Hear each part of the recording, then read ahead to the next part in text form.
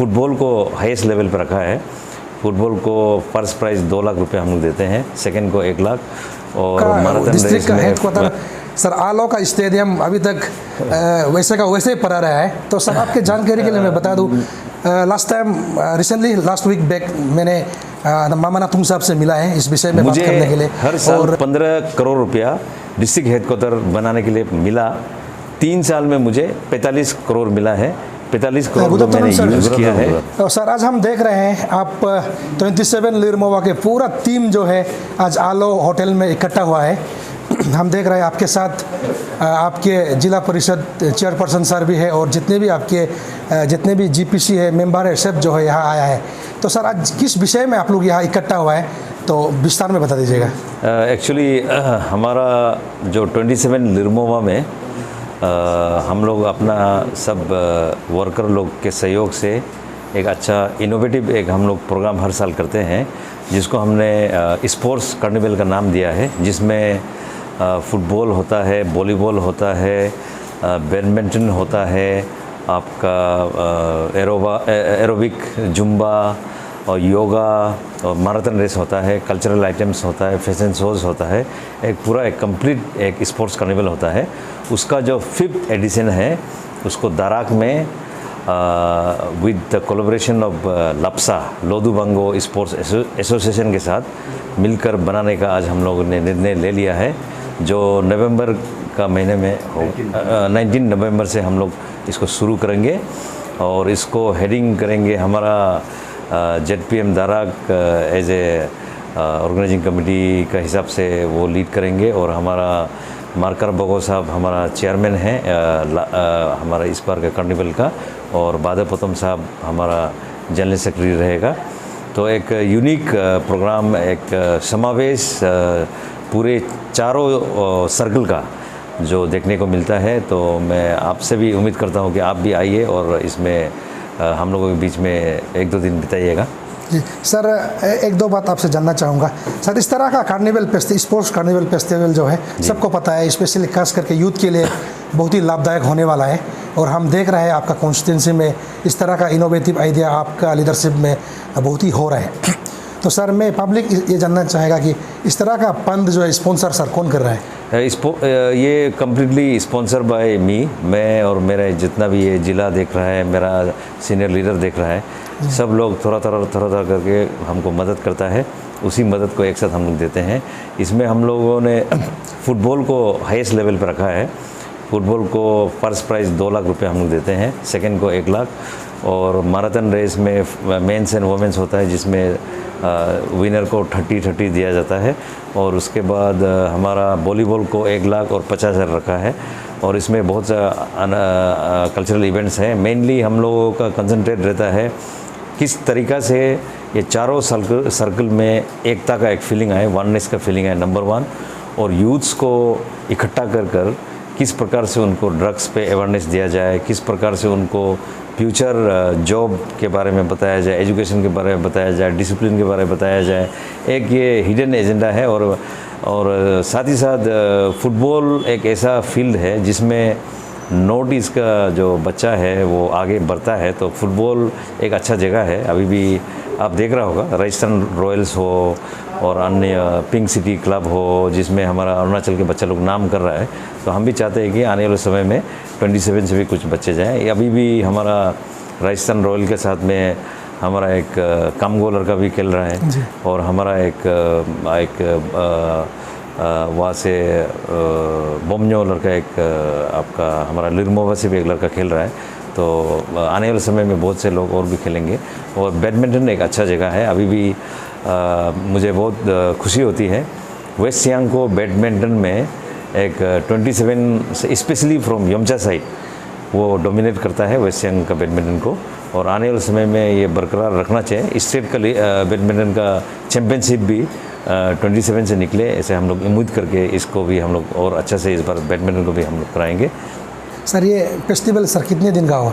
ये फेस्टिवल हम लोगों का चलता है कम से कम मिनिमम 14-15 दिन का है। मतलब एक कुल मिला के पूरा 2 सप्ताह का। एक फेस्टिवल, उसमें आपका हमारा फूड स्टॉल्स भी होते हैं और कॉन्स्टिट्यूंसी का एक 3-4 हज़ार आदमी दारक में 1 दिन 2 दिन का सब बैठना भी होता है। तो ये मतलब हम लोगों का एक भाईचारा का मैसेज के साथ है। तो सर थैंक यू सर। अंत में आपको मिल ही गया तो एक जनरल क्वेश्चन सर, जैसे आप स्पोर्ट्स को बहुत ही बढ़ावा दे रहे हैं, स्पोर्ट्स को ही नहीं हर क्षेत्र में आप जो है बहुत ही हमारे वन ऑफ द मोस्ट जो है काम करने वाला एमएलए है हमारे पूरा अरुणाचल में। तो आपसे मैं ये जानना चाहूँगा, आपका डिस्ट्रिक्ट का हेड क्वार्टर सर आलो का स्टेडियम अभी तक वैसे का वैसे ही पड़ा रहा है। तो सर आपके जानकारी के लिए मैं बता दूँ, last time recently last week back मैंने मामा नाथुंग साहब से मिला है इस विषय में बात करने के लिए, और कल परसों ही मैंने तदरप्पा सर से फ़ोन में बात किया है।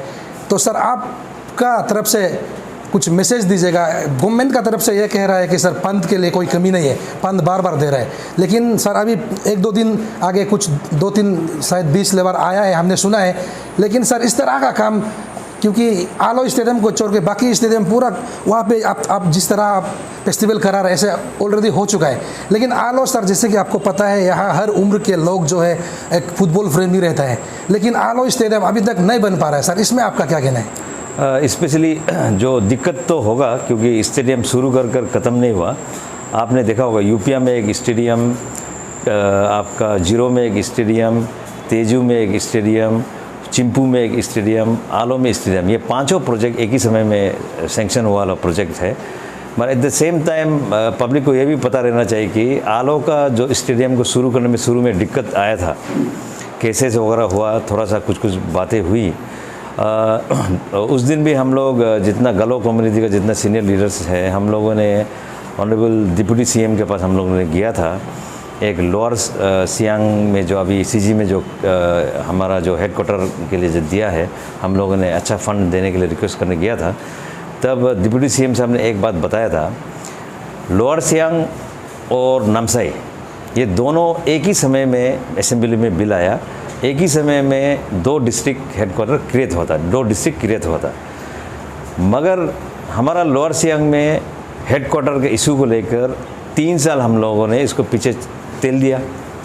डिप्टी सीएम ने बताया कि मुझे हर साल 15 करोड़ रुपया डिस्ट्रिक्ट हेडक्वार्टर बनाने के लिए मिला, 3 साल में मुझे 45 करोड़ मिला है। 45 करोड़ को मैंने यूज़ किया है और 45 करोड़ में मैंने 3 बड़ा बिल्डिंग खड़ा किया है। ये डिप्टी सीएम ने हम गालो समाज को बताया। उसने ये भी बताया अगर आप लोग भी झगड़ा नहीं करते तो आप लोग भी इस प्रकार से कर सकते थे। तो ये बहुत बड़ा बात होता है क्योंकि इसमें गरम मुर्दा उखाड़ के तो मीनिंग नहीं है, क्योंकि किस प्रकार से डिले हुआ, क्यों ये सब हुआ, उसको तो बात करें मीनिंग नहीं है।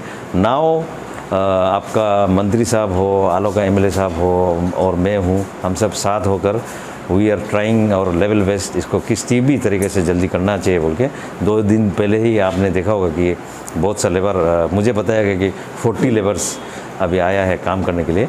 तो हम लोग भी इंश्योर करेगा कि आलो का पब्लिक को भी ये रिक्वेस्ट करेगा कि सब अभी कोऑपरेट करने के अलावा हम लोगों के पास में दूसरा ऑप्शन नहीं है। टिल देन हम लोगों के पास दरका में फील्ड है, आलो में फील्ड है, कोई भी बड़ा इवेंट होने से हम लोग काम्बा में फील्ड है, दरका में है, इसको हम लोग नियर बाई एरिया को भी जीनी में फील्ड है, ये सब को हम लोग यूज़ कर बच्चा लोग को हाई सेकेंडरी का फील्ड में भी खेलने के लिए हम लोग ले जा सकते हैं। मगर थोड़ा अभी कॉपरेशन के अलावा और कुछ नहीं है। और आने वाले समय में मैं तो यही कहूँगा कि अभी जो ये रास्ता का जो ख़राब है अभी, इसका भी अभी मज़ा लीजिए। कुछ दिन के बाद ये फेज़ भी हम लोगों को देखने को नहीं मिलेगा। तो कुछ दिन के बाद ये रास्ता भी इस प्रकार से नहीं रहेगा, काम चल रहा है। उस दिन भी कॉन्ट्रैक्टर से भी बात हुआ, everything is progressing on a very rapid way. So let us cooperate and wait कि हमारा आलो का स्टेडियम भी बहुत एक अच्छा स्टेडियम बन गया है और आने वाले समय में फिर उसके बाद स्टेडियम बन के तैयार हो जाने के बाद फिर झगड़ा शुरू हो सकता है। ये स्टेडियम को डिस्ट्रिक्ट एडमिनिस्ट्रेशन का पास रखेगा ना, फुटबॉल एसोसिएशन का पास रखेगा ना, ओलंपिक एसोसिएशन का पास रखेगा ना, बहुत सा झगड़ा भी होगा। अगर ये फील्ड अच्छा बनेगा तो और इस प्रकार की भी चीज़ निकलेगा।